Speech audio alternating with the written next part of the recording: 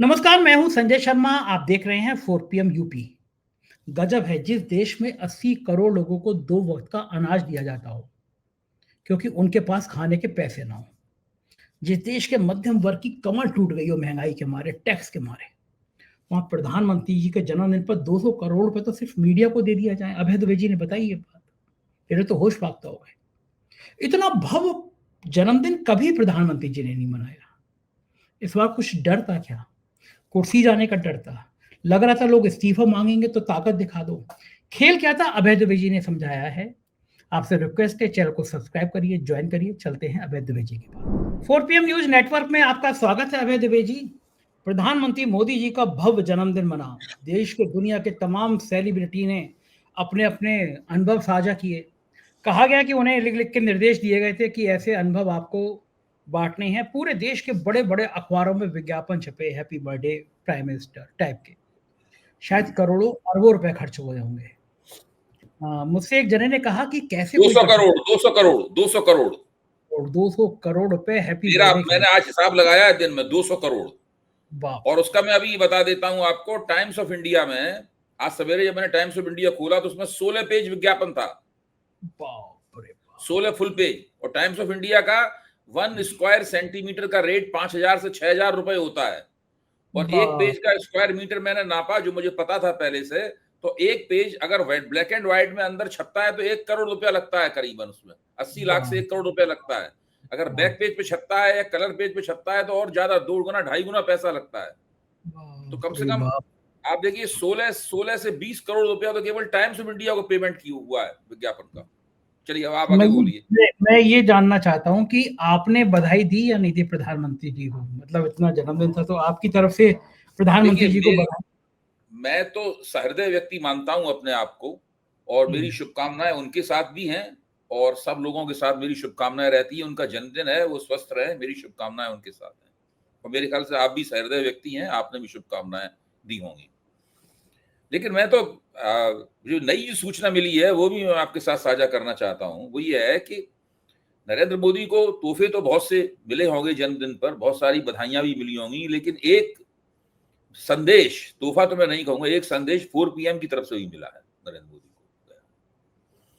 को। और वो संदेश ये है कि 4 PM इस वक्त देश के जो सोशल मीडिया प्लेटफॉर्म है, सोशल मीडिया पॉलिटिकल एनालिसिस का, जो पॉलिटिकल न्यूज के प्लेटफॉर्म है, उसमें इस वक्त सबसे आगे है। और स्थिति यह है कि उसके और उसके बाद में जो प्लेटफॉर्म है उसके बीच में 10% का फर्क है। 10% का फर्क। यानी आपका जो निकटतम प्रतिद्वंदी है उसको आपकी आपकी बैकलाइट भी नहीं दिखाई पड़ रही है। मतलब ये हालत है। तो और 4 PM को आखिरकार ये जो मकबूलियत मिली सारे देश में सोशल मीडिया के दर्शकों के बीच में, वो क्यों मिली? वो इसलिए मिली क्योंकि 4 PM आज जो सरकारी निजाम है जिसके शीर्ष पर नरेंद्र मोदी हैं, भारतीय जनता पार्टी है और नेशनल डेमोक्रेटिक अलायंस है, उसकी आप लोग सकारात्मक, बुद्धिमानीपूर्ण, गंभीर और तथ्यपरक आलोचना करते हैं। और उसको करने से डरते नहीं है किसी तरह से। आपके चैनल को बंद कराने की भी कोशिश की इस सरकार ने। आप सुप्रीम कोर्ट तक लड़े और इससे पहले कि सुप्रीम कोर्ट उस पर विचार कर पाता, सरकार ने डर के मारे वो चैनल खोल दिया।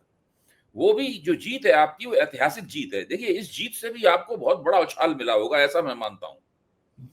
अगर मैं बिल्कुल। आपको जो करोड़ों की व्यूअरशिप है आपकी, आपको जो जो परसेंटेज है टोटल व्यूअरशिप में 17%, which is something mind boggling. बस बहुत पता नहीं ज्यादा। सर। खास बात ये है, देखिए ना, कि इसमें बहुत मशहूर मशहूर नाम हैं। इसमें देखिए ध्रुव राठी का नाम है इस लिस्ट में अभिसार का नाम है, इस लिस्ट में रवीश का नाम है, इस लिस्ट में अजीत का नाम है। ये सब लोग बड़े बेहतरीन पत्रकार हैं और बहुत अच्छा। बेहतरीन पत्रकार हैं। और ये पत्रकारिता की, देश और समाज की बड़ी निर्भयता के साथ में रिकॉर्डिंग। और बड़े जिसे मैं कहता हूं बड़ी वाग्मिता के साथ में पूरी सेवा सेवा कर रहे हैं। और इन सब लोगों के साथ में खड़े होकर आप भी उन्हीं के सुर में अपना सुर मिला रहे हैं। लेकिन जिस तरीके से आपने पूरे 4 PM को विकसित किया है, तो वो केवल वन मैन शो नहीं रह गया है। वो एक बाकायदा एक बड़े प्लेटफॉर्म के तौर पे आगे बढ़ा है। और आपको इस बात की बधाइयां। बहुत बहुत खैर, ये तो एक शुक्रिया सर। सहयोग था जो मैंने कह दिया, लेकिन ये जो शुक्रिया बात सर, है, मैं एक उसमें मिनट, एक लाइन। एक मिनट, ये जो बात है वो नरेंद्र मोदी, भारतीय जनता पार्टी, राष्ट्रीय जनतांत्रिक गठजोड़, हिंदुत्ववादी शक्तियां, इन सबको एक संदेश के रूप में जाता है कि आखिरकार सोशल मीडिया पर एक ऐसा चैनल इतना इस कदर लोकप्रिय क्यों है। अगर आप उनकी झूठी आलोचना कर रहे होते, अगर आप उनको व्यर्थ में हवाइयां मार रहे होते हैं, तो आपको इतनी लोकप्रियता नहीं बढ़ती, क्योंकि इस तरह की क्वेश्चन बहुत जल्दी ही दर्शकों के सामने उनकी पोल खुल जाती है। इसका मतलब है कि लोग आपकी बात को पसंद कर रहे हैं। इसका मतलब है कि लोग जानना चाहते हैं कि हर बात पे आपकी राय क्या है, ताकि उसके हिसाब से वो अपनी राय बना सकें।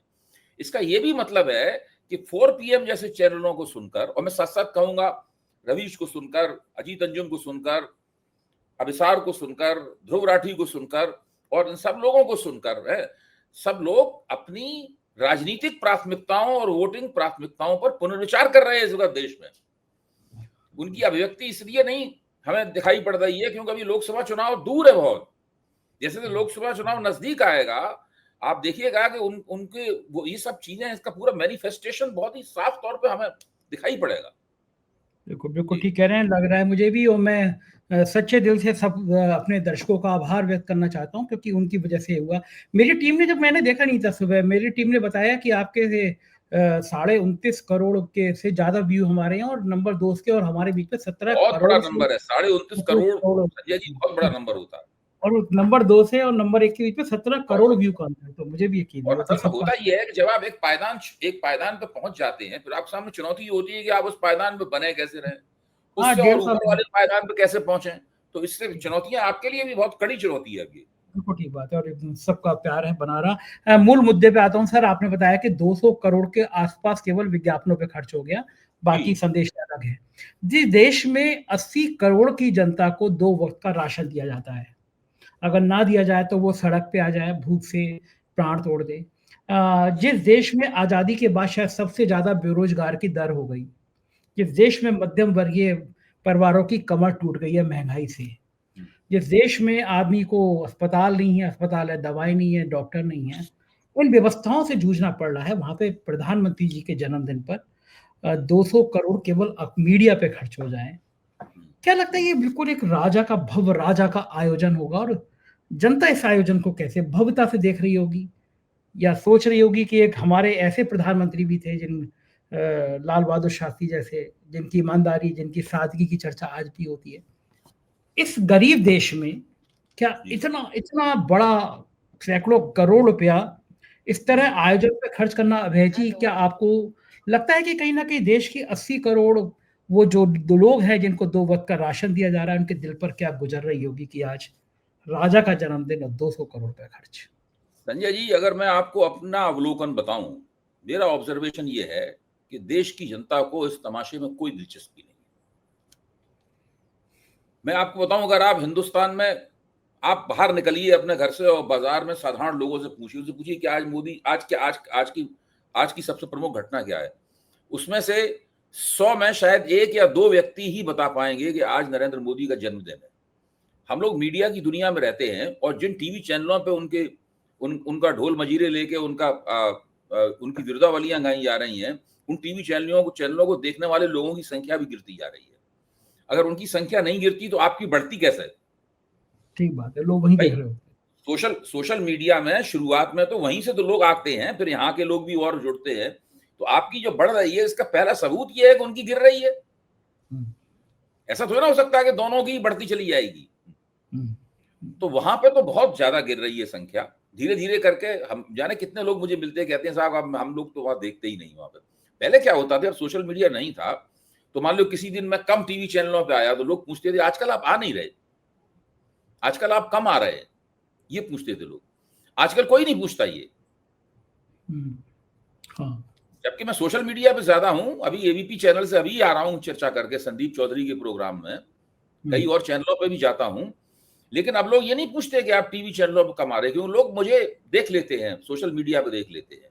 हुँ, तो बिल्कुल परिस्थितियां बदल गई हैं, माहौल बदल गया है। सोशल मीडिया जो है वो राजनीतिक प्राथमिकताओं को तय कर रहा है, देश की जनता के राजनीतिक दिमाग को तय कर रहा है सोशल मीडिया। ऐसी स्थिति में मुझे नहीं लगता है सोशल मीडिया पर तो देखिए मोदी जी के जन्मदिन का कोई जश्न हो नहीं रहा है?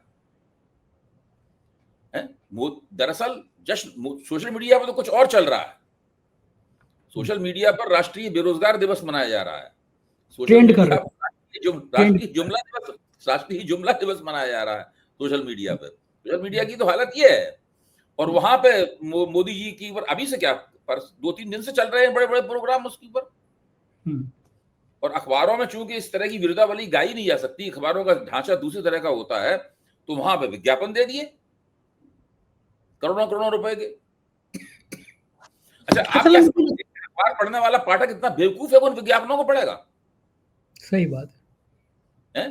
अखबार पढ़ने वालों को इससे क्या मतलब है कि हेमंत बिश्व शर्मा और विष्णुदेव साय और रेखा गुप्ता के दिए हुए विज्ञापनों को पढ़े? इसमें राज्य सरकारों के खजाने से पैसा खर्च हो रहा है, केंद्र सरकार के खजाने से पैसा खर्च हो रहा है। मोदी जी, आप देखिए, जब मोदी जी को लगातार कितने 23 साल सत्ता में हो गए थे, तो गुजरात सरकार ने उसके विज्ञापनों में जानते कितना रुपया खर्च किया था? 8 करोड़ रुपया। अब वो 8 करोड़ रुपया कितना कम लग रहा है आज के जमाने में? सही बात है। 200 करोड़ रुपए हैप्पी बर्थडे, ठीक बात है। मुद्दे जनता से अलग किए जा रहे हैं। हिंदू मुसलमान का झगड़ा, अब वो मोदी जी कह रहे हैं, अमित शाह जी कह रहे हैं कि राहुल बाबा घुसपैठियों की पैरवी कर रहे हैं। 11 साल से हुकूमत देश में, घुसपैठिए तो केंद्र सरकार का काम है ना, कि वहां पे बॉर्डर सिक्योरिटी फोर्स होती है, घुसपैठिए आ कहां से जाएंगे? अब वो मुद्दा बना रहे हैं। असम ने सरकार ने एक विवादास्पद एआई का विज्ञापन जारी किया है, जिसमें एक समुदाय विशेष को अलग अलग तरीकों से परिभाषित किया है। तो क्या ये जानबूझ के इस तरह की बातें होती हैं कि लोगों का ध्यान बेरोजगारी से, महंगाई से, गरीबी से अलग हटके फोकस हो जाए एक समुदाय विशेष के प्रति नफरत का? और ये माहौल की पैदा करने की जो वितृष्णा है, लोगों में गुस्सा है, उसी का कारण है कि लोग समझ रहे हैं कि अब मुख्य मुद्दे आप बात नहीं करते, मुद्दे कहीं और ले जाते हैं। संजय जी, मैं अपने आप से भी ये सवाल पूछता हूं और आपसे भी ये सवाल पूछ रहा हूं कि घुसपैठिए है कहां? अगर ये देश में घुसपैठियों का बहुत बड़ा खतरा होता तो पिछले 11 साल में इस सरकार ने घुसपैठियों को शिनाख्त करके उनकी इस देश की सीमाओं से बाहर निकाला होता ना। ठीक बात है। तो कुल कितने घुसपैठिए आज तक निकाले गए इस देश की सीमाओं से बाहर? 11 साल में पूछ रहा हूं मैं आपको।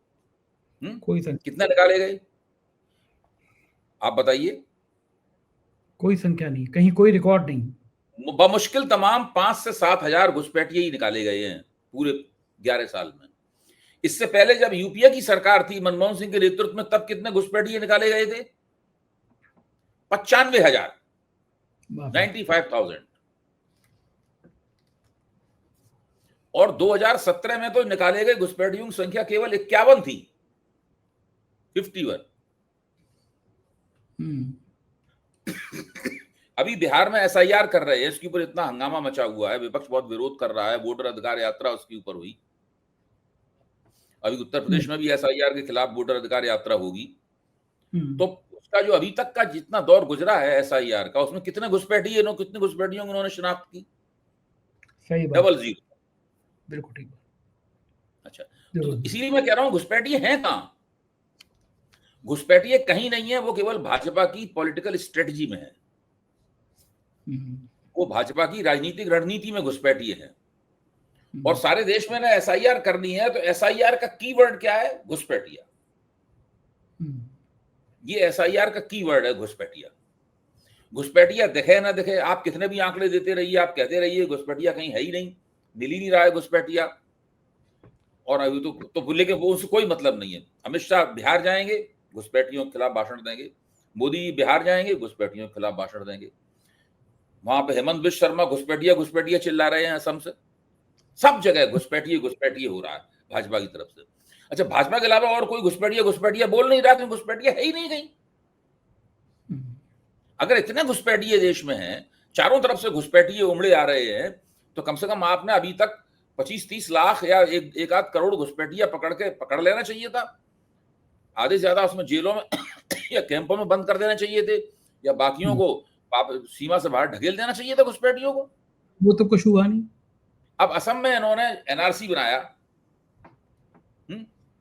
तो उसमें बहुत सारे घुसपैठियों की शिनाख्त हुई, अब उसमें समस्या वही कि उनमें 20-22 लाख हिंदू थे, तो वो नेशनल सिटीजनशिप रजिस्टर बंद कर दिया इन्होंने। और आप देखिए, ना तो वो हिंदुओं को भेज पाए सीमा के बाहर, ऐसा नहीं कि मुसलमानों को भेज पाए हो। शर्मा जी जो है वहां पे, वो मुसलमानों को भी नहीं भेज पाए वहां से बाहर। आप इससे अंदाजा लगाइए कि ये घुसपैठिया नामक जो है पाखंड कितना जबरदस्त है। ये एक सफेद झूठ है, ये एक सफेद झूठ है, एक ऐसा झूठ है जिसके पक्ष में ये लोग आंकड़ों की जुगाड़ भी नहीं कर सकते। मतलब ठीक बात। देश में महंगाई कम हो गई, इसमें आंकड़े की जुगाड़ कर लेते हैं। देश में बेरोजगारी घट रही है, इसमें आंकड़े की जुगाड़ कर लेते हैं। गरीबी घट रही है, इसमें आंकड़े की जुगाड़ कर लेते हैं। लेकिन घुसपैठिए देश में कहाँ है, इसके लिए आंकड़ों की जुगाड़ भी नहीं करते। नहीं आप कर पाते। आरटीआई डालिए, जवाब ही नहीं मिलेगा आपको। आप संसद में सवाल पूछिए, जवाब ही नहीं मिलेगा आपको। घुसपैठिए कहीं नहीं है, केवल बीजेपी की राजनीतिक रणनीति में घुसपैठिए है। फायदा मिलता है। ये एक दीर्घकालीन रणनीति है। वो उन्होंने बिहार में एसआईआर करके इस रणनीति की शुरुआत की है। अब देश में दूसरी जगहों पे करेंगे, घुसपैठिए चिल्लाते रहेंगे उसमें। बिल्कुल ठीक बात है। और इससे इससे उनको माहौल बनता है, माहौल समुदाय में जाता है कि भाई अगर ये माहौल वोट बनता चोरी। है। अरे वो जमाना देखिए, एक जमाना था जब ये सब बातें करने से थोड़ा बहुत माहौल बनता था। मैं बार बार कहता हूं, और मैं 4 PM के मंच पे भी ये बात कह चुका हूं कि इस बात पे अलग से एक गंभीर अनुसंधान की आवश्यकता है कि भाजपा को जो वोट मिलते हैं, उनकी एंटी मुस्लिम पॉलिसी के कारण कितने वोट मिलते हैं। कुछ वोट जरूर मिलते हैं एंटी मुस्लिम पॉलिसी के कारण, लेकिन अगर भाजपा के मिले हुए 100 वोटों में जांच पड़ताल की जाए, एक नमूना, एक सैंपल बनाया जाए, मैं कहूंगा अपने मित्र संजय कुमार से कि वो एक कम से कम एक तो कभी कभी आकलन करें कि आखिरकार भाजपा को मिलने वाले वोटों में भाजपा की जो सांप्रदायिक राजनीति है उसकी वजह से तो कितने वोट मिलते हैं। मेरा मानना है कि सबसे कम वोट भाजपा को उसकी सांप्रदायिक राजनीति की वजह से मिलते हैं। जो दूसरे वोट मिलते हैं वो दूसरी वजहों से ज्यादा मिलते हैं, ये अभी तक मिलते रहे हैं। अब तो वो जमाना आने वाला है जब भाजपा को बहुत कम वोट मिलेंगे, लेकिन आगे जो अभी तक मिलते रहे हैं वोटों में, उनमें उस भाजपा की जो एंटी मुस्लिम भाजपा सोचती है कि जनसंघ के जमाने से उनको लगता है कि जितना आप मुसलमानों के खिलाफ नफरत के बीज बोओगी, उतना ही हिंदू वोटों की फसल काटेंगी। तो सबसे ज्यादा नफरती बातें तो जनसंघ के जमाने में होती थी, तब वोट मिलते नहीं थे हिंदुओं के। राम जन्मभूमि आंदोलन का वो जो एक 15 साल की अवधि थी, उस दौरान जरूर उन्होंने मुसलमान विरोधी बातें करके काफी माहौल बनाया, जिसकी वजह से इनकी कुछ जमीन बनी। अब भैया आप देखिए 2024 के लोकसभा चुनाव में नरेंद्र मोदी ने मुसलमानों के खिलाफ जम के प्रचार किया। आज जो असम भाजपा ने जो आर्टिफिशियल इंटेलिजेंस का सहारा लेकर जो वीडियो पोस्ट किया है, जिसमें मुसलमानों को गौमांस खाने वाला, जमीनों पर कब्जा करने वाला दिखाया गया है, उसी से मिलता जुलता प्रचार तो नरेंद्र मोदी ने 2024 के लोकसभा चुनावी मुहिम में किया था। तो अगर वो प्रचार इतना प्रभावी होता तो आज नरेंद्र मोदी स्पष्ट बहुमत की सरकार चला रहे होते। ठीक बात है। हाँ, बल्कि मैं तो ये कहूंगा कि ये जब एफआईआर हुआ, वोट चोरी वाला मामला हुआ, मैं कपिल सिब्बल जी से बात कर रहा था, तो उनका भी मानना ये था कि वोट चोरी वाले के खुलासे ने और बात की चर्चा ने कहीं ज्यादा मोदी जी का ग्राफ नीचे कर दिया। आप तो देख रहे होंगे, तो आपके मित्र सी वोटर का सर्वे जो आया, उसमें तेजस्वी यादव का ग्राफ बड़ा है जितना बिहार में। तो क्या लग रहा है कि बिहार में जिस तरह ये वोट चोरी वाला मुद्दा बिहार ही नहीं है, अब तो ये पूरे देश का मुद्दा बन गया। एसआईआर को लेकर जो प्लानिंग थी, देखिए भाजपा को वोट मिलते हैं, भाजपा जो सोशल इक्वेशन बनाती है अपना, बड़ी मेहनत से ऊंची जातियों को पिछड़ी जातियों से, अति पिछड़ों से, दलितों के एक हिस्से से जोड़ के उनको एक राजनीतिक आश्वासन देती है कि हम आपको लेवल प्लेइंग फील्ड देंगे वगैरह वगैरह करके, ये सब करके जो भाजपा वो बनाती है, इस मामले में भाजपा कुशल है, मैं उसकी तारीफ करता हूं। और इस बात को भाजपा लगातार करती रहती है, और भाजपा खुद इस मुगालते में रहती है कि उसको इस वजह से नहीं वोट मिल रहे उसको एंटी मुसलमान विरोधी बातें करने से, मुसलमानों को गरियाने से, मुसलमानों के खिलाफ नफरत फैलाने से, उनका राक्षसीकरण करने से भाजपा को वोट मिल रहे हैं। भाजपा को वोट उस वजह से नहीं मिल रहे हैं तो बहुत कम मिल रहे हैं। भाजपा की राजनीति के जो दूसरे पहलू है, उनकी वजह से उसको भाजपा को वोट मिलते हैं। हाँ, ये सामाजिक समीकरण भी इसमें एक बड़ा मुद्दा है, लेकिन बड़ा बहुत कुशल सवाल है ये इस मामले में। देखिए, होता क्या है कि जो पिछड़ी जातियों की पार्टियां हैं, उनको ऊंची जातियों के वोट नहीं मिलते। जो दलित जातियां हैं, उनको मजबूत जो पिछड़े वर्ग के समुदाय के वोट हैं, उनको नहीं मिलते, और ऊंची जातियों के वोट नहीं मिलते। तो उसमें क्या होता है कि भाजपा और कांग्रेस के बीच में ऊंची जातियों के वोटों की प्रतियोगिता हो जाती है। एक जमाने में ऊंची जातियों के वोट सिर्फ कांग्रेस को ही मिलते थे और किसी को मिलते ही नहीं थे। मिलते भी थे तो बहुत कम मिलते थे। लेकिन जब से भाजपा को उभार हुआ है और कांग्रेस का ग्राफ नीचे गया है, तब से वो वोट भाजपा की तरफ शिफ्ट हुआ है। तो वो वोट भाजपा को मिलता है, और भाजपा उसके साथ में कमजोर जातियों के वोटों को 2024 के चुनाव तक कम से कम जोड़ पाने में सफल थी। अगर 2024 के चुनाव में उसने जोड़ लिए होते तो यूपी में इतनी बुरी नहीं हारती फिर वो। हाँ, अगर समीकरण बन गए होते। लेकिन मुझे लग रहा है कि 17 सितंबर को लोग इंतज़ार कर रहे थे कि प्रधानमंत्री जी अब कहेंगे मेरे वानप्रस्थ की उम्र हो गई, अब मैं आडवाणी जी और मुरली मनोहर जोशी के संग बैठ के शाम की चाय पीना पसंद करूँगा, क्योंकि मैंने ही बनाया था कि भाई जो 75 साल का होगा, वो उधर चला जाएगा, परामर्शदाता मंडल में चला जाएगा, संरक्षणदाता हो जाएगा। लेकिन प्रधानमंत्री ने इतना बड़ा भव्य, शाहरुख खान से लेकर बाकी फ़िल्म एक्टर, एक्ट्रेस सब प्रधानमंत्री जी को बधाइयाँ देते-देते अपने वीडियो साझा कर रहे हैं। ये भव्य जो आयोजन था, जो एक बार अमेरिका में हाउडी मोदी, मोदी, मोदी के नारे लगाए गए थे, ये उससे कुछ मिलता-जुलता था कि अपना फ्रेम इतना बड़ा कर दो कि कोई आदमी समझ ना पाए, सोच ना पाए, हिम्मत ना कर पाए कि प्रधानमंत्री जी से कहे कि अब आपने नियम बनाया था, 75 साल पूरे हो गए, आप भी आइए इधर। देखिए संजय जी, 11 साल में ये पहली बार है कि नरेंद्र मोदी अपने जन्मदिन को इस तरह मना रहे हैं। जन्मदिन तो उनके 11 साल में पहले भी आते थे, लेकिन कभी नरेंद्र मोदी कहते थे कि हमारे जन्मदिन पे कोई शोर शराबा ना किया जाए, हम तो सीमा पे जवानों के साथ अपना जन्मदिन मनाएंगे, या दिवाली उनके साथ मनाएंगे, होली उनके साथ मनाएंगे। इस तरह नरेंद्र मोदी करते थे। इस बार क्यों इतना कर रहे हैं? इस बार इसलिए कर रहे हैं क्योंकि पहले से बात चल गई थी कि इनको जन्मदिन के दिन इनका इस्तीफा हो जाएगा, या इस्तीफे की घोषणा हो जाएगी। जन्मदिन इस्तीफा घोषणा दिवस बन जाएगा। इसलिए उस माहौल को काटने के लिए उन्होंने इतना लंबा प्रपंच तैयार किया है, जिसमें नकली बधाइयां दी जा रही हैं, 200 करोड़ तो विज्ञापनों में ही फूंक दिए गए, वगैरह वगैरह। ये सब इसलिए हो रहा है। अगर ये सब नहीं होती तो इस बार भी जन्मदिन, जब नेता मजबूत महसूस करता है तो जन्मदिन पर ज्यादा शोर शराबा नहीं करता।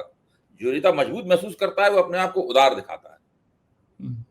जब नेता कमजोर महसूस करता है तो वो भोंडे तरीके से जन्मदिन मनाता है, अपने ऐसा ही मनाया जा रहा है। ये है उसका कारण। तो आपको लगता है ये कोई डर है, छुपा हुआ डर है जो इतना परेशान कर रहा है, इतना मजबूर कर रहा है? भाई, जो मोहन भागवत ने कह दिया कि ना मैं 75 पे दूंगा इस्तीफा, ना मैंने किसी से कहा देने के लिए इस्तीफा, तो इससे ये गारंटी मिल गई कि 2025 का जन्मदिन तो मोदी जी प्रधानमंत्री के तौर पर बनाएंगे, लेकिन 2026 का भी प्रधानमंत्री के तौर पर बनाएंगे, इसकी कोई गारंटी नहीं मिली है। इसकी कोई गारंटी नहीं। तो उससे पहले अपने आप को इतना मजबूत, इतना भव्य दिखा दो। इससे थोड़ा मजबूत भव्य होता है।